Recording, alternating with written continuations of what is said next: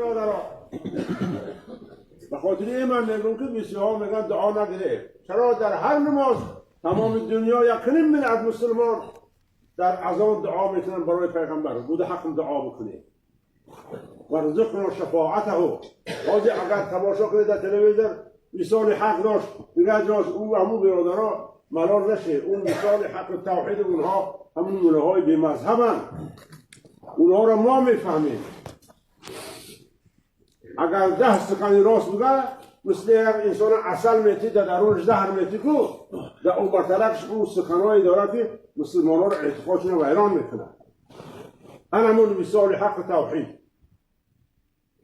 در درون عسل مسلمان اون را زهر میتن. یک تماشا بکنه اذان میگه و رزقنا شفاعت یوم القیامت، همین شفاعت پیغمبره ای دعای اذان گرفتن پرتافتن. خود تماشا بکنه اونا شفاعت پیغمبر روز قیامت ممکن هستند. نعوذ بالله که محمد چه حق داره که گناهکاران را شفاعت میکنه؟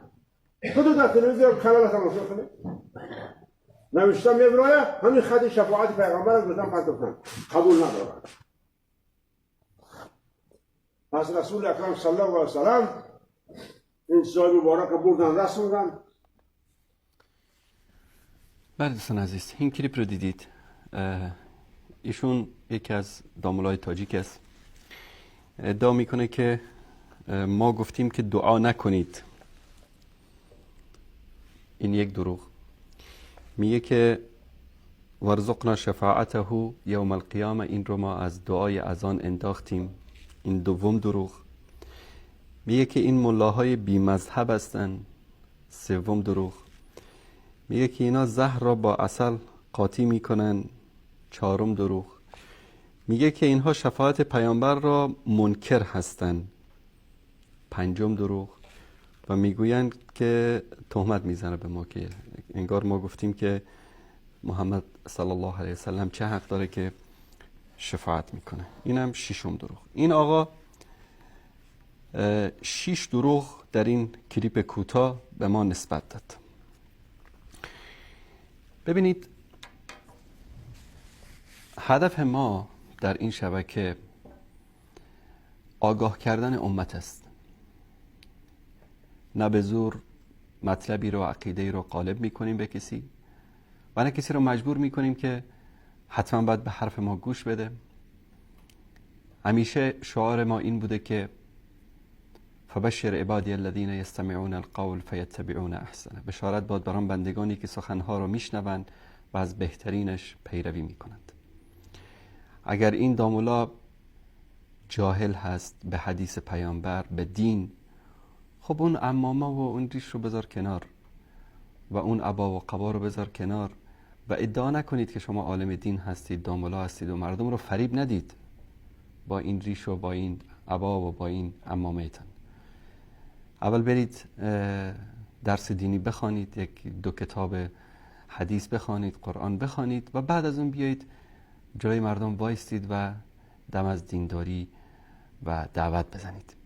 این مشکل است که متاسفانه خیلی از ملاها و دامولاها دارن که باید یک کمی علمشون رو زیاد بکنن. برن یک چهار کتاب نخوانن، برن یک 4 تا کتاب درست حسابی بخوانن.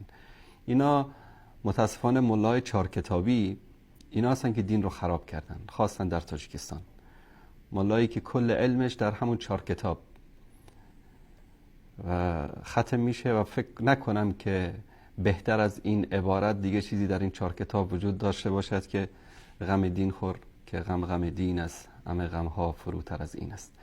به هر صورت این ملای 4 کتابی دین رو اینا بدنام کردن، مذهب رو اینا بدنام کردن، با اعمال زشتشون کاری کردن که بهانه دست دشمنان اسلام بدن و هر روز یکی از اینا رو بیارن در تلویزیون تاجیکستان نشون بدن و بگن که بله این است ملای مسلمان، این است عالم دین، تا مردم را از دین و از اسلام متنفر بکنن. اولا همه بینندگان شاهد هستن که در طول این 10 سال ما هیچ وقت نگفتیم دعا نکنید. همیشه مشکل ما با دوستان خاصا با شیعیان این بوده در تماس‌ها و مناظرات و گفتگوهایی که داشتیم که الله سبحانه و تعالی میفرماید که ادعونی استجب لکم، مرا در دعا بخوانید تا شما را اجابت بکنم. کی گفته که دعا نکنید؟ دعا عبادت است. پیامبر صلی الله علیه و سلم میفرمایند که دعا مغز عبادت است.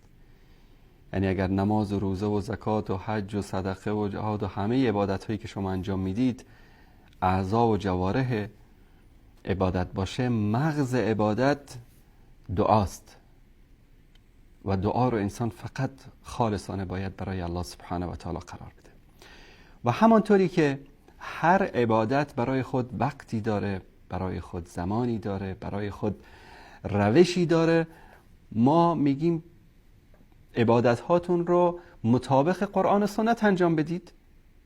ما میگیم فلا تدعوا مع الله احدا، ما میگیم با الله سبحانه و تعالی کسی دیگری رو در دعا نخوانید.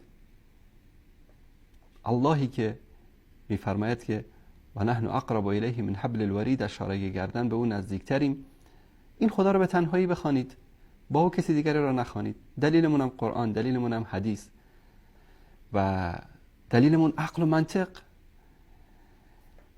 هیچ وقت نگفتیم دعا نکنید. این دروغی است که این دامولا به ما زد و اگر در این دنیا دیدند این کلیپ رو، مسئول هستن در پیشگاه الله متعال که توبه بکنن و از این دروغشون برگردن و در حضور همین افرادی که در این مجلس جمعن باید معذرت خواهی بکنن از این جهالت و از این عدم آگاهی، و الا در روز قیامت، در اون روزی که یوم لا ینفع مال ولا بنون، خصم ایشون ما خواهیم بود. میگویند که وارزقنا شفاعته و یوم القیامه، این روش ما از دعای اذان حذف کردیم. اگر این انسان یا این داملا صاحب کمی عقل می داشت، علم می داشت، یک سری به کتب سنت حداقل میزد، متوجه میشد که وارزقنا شفاعته و یوم القیامه اصلا وجود نداره.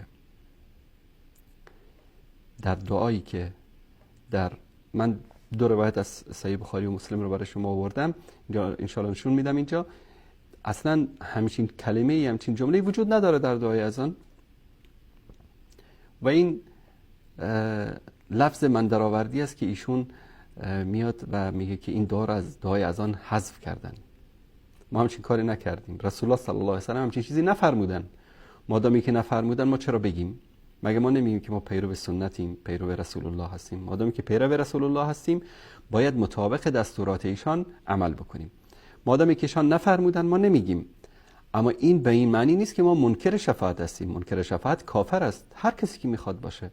نه محمد ابن عبدالوهاب رحمه الله این حرف رو زده، نه امام احمد، نه امام شافعی، نه امام مالک، نه امام ابو حنیفه. هیچ کدوم از بزرگان دینی رو نگفتن که شفاعتی وجود نداره. شفاعت رسول الله صلی الله علیه وسلم در حق امتشون حق است و هر کسی که انکار بکنه کافر است، هر کسی که میخواد باشه. ما با کسی شوخی هم نداریم و این دروغ دیگری است که ما این رو از حدیث حذف کردیم.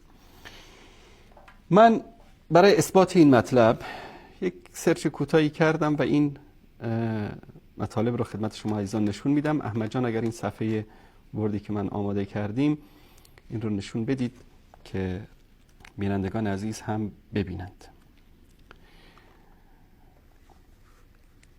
این دعاست، دعایی که بعد از اذان باید هر مسلمان بگه. سنت است، سنت پیامبر صلی الله علیه و آله و سلم.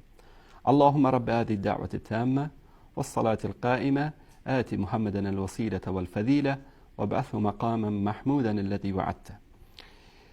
بار الها، ای پروردگار، این ندای کامل و نماز برپا شده، وسیله و فضیلت را به محمد صلی الله علیه و آله و سلم عطا فرما و در روز قیامت او را به مقام محمود، این مقام محمود و ستوده‌ای که به او وعده داده نائل بگردان، این رو شما داشته باشید. این مقام محمود، مقام محمود و ستوده اینجا.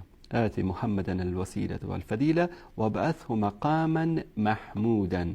مقاما محمودا. این مقام محمود چیست؟ این مقام محمود طبق اقوال اهل علم امان شفاعت است. این مقام محمودی که پیامبر صلی الله علیه و سلم به اون میرسند، ببینید در روز قیامت همه خلایق جمع میشن. مردم میرن پیش آدم علیه السلام که برای ما شفاعت کن، میرن پیش عیسی علیه السلام، پیش موسی علیه السلام، پیش پیامبران الهی. تنها کسی که حاضر میشه در پیشگاه الله سبحانه و تعالی که شفاعت بکنه از امتش رسول الله صلی الله علیه و آله و سلم است. و این مقام همون مقامی است که مقام شفاعت است طبق اقوال اهل علم که رسول الله صلی الله علیه و آله و سلم به این مقام میرسن. و وقتی که ما این دعا رو میکنیم که وابعث مقاما محمودا الذی وعدته، در حقیقت ما آرزوی شفاعت و دعای شفاعت رو میکنیم که بارالله، یعنی پیامبر صلی الله علیه و سلم رو به این مقام برسان و شفاعت او را نصیب ما بگردان. اما وارزقنا شفاعته یوم القیامه نیست. همچین روایتی نه در بخاری نه در مسلم وجود نداره. من همین دو کتاب رو سرچ کردم، در کتاب‌های دیگه یقینا همچین روایتی وجود نداره که ما در بعد از اذان بگیم که وارزقنا شفاعته یوم القیامه. این رو ما روزانه تکرار میکنیم و علما گفتن که آتی محمد الوسیله، وسیله مقام منزلت بزرگی است در جنت، فضیلت رتبه زائدی است که بر نسبت به سایر خلق به رسول الله صلی الله علیه و آله و سلم داده میشه که شاید منزلت دیگری باشه در جنت. و بعث مقاما محمودا الذی وعدته الشفاعة العظمى فی موقف القیامه. این شفاعتی است که در روز قیامت در پیشگاه الله سبحانه و تعالی مختص محمد صلی الله علیه و آله و سلم است. الان ما میریم روایتی رو برای شما عزیزان میاریم. اولین حدیث از صحیح مسلم است. احمد جان اگر این رو نشان بده. بله، از عبدالله ابن عمرو ابن عاص رضی الله تعالی عنهما روایت است که انه سمع رسول الله صلی الله علیه و سلم یقول اذا سمعتم النداء فقولوا مثل ما یقول. اگر که اذان رو شنیدید، هر چه که مؤذن میگه شما بگید. وقتی میگه الله اکبر الله اکبر الله اکبر الله اکبر که میگه، شما بگید الله اکبر الله اکبر، اشهد ان لا اله الا الله، اشهد ان محمد رسول. هر چی که مؤذن میگه شما هم باش تکرار بکنید. بعد از این کن یعنی عادتا مؤذنین بعد از هر جمله که میگن توقف کوتاه میکنن، در همین توقف میتونید شما تکرار بکنید یا با مؤذن تکرار بکنید. بعد از اینکه تمام شد، ثم صلوا علیه اللهم صل علی سیدنا و حبیبنا محمد. بعد از اون فانه من صلى علی صلاة صلی الله علیه بها 10. کسی که به من درود بفرسته، الله سبحانه و تعالی 10 مرتبه بیشتر به او چی کار میکنه؟ درود میفرسته. ثم صلوا الله لی الوسیله، اون چیزی که ما در دعا میگیم برای پیامبر صلی الله علیه و سلم، وسیله رو ما دعا بکنیم که الله سبحانه و تعالی نصیب ایشون بکنه. فانها منزله فی الجنه لا تنبغي الا لعبد من عباد الله و ارجو ان اكون انا هو. این وسیله فقط برای یک انسان، برای یکی از بندگان الهی میرسه که من آرزو میکنم که من باشم آن شخص. فمن سأل لی الوسیله، کسی که برای من وسیله این مقام بالا رو خواست که اون مقام شفاعت است، حلت له شفاعت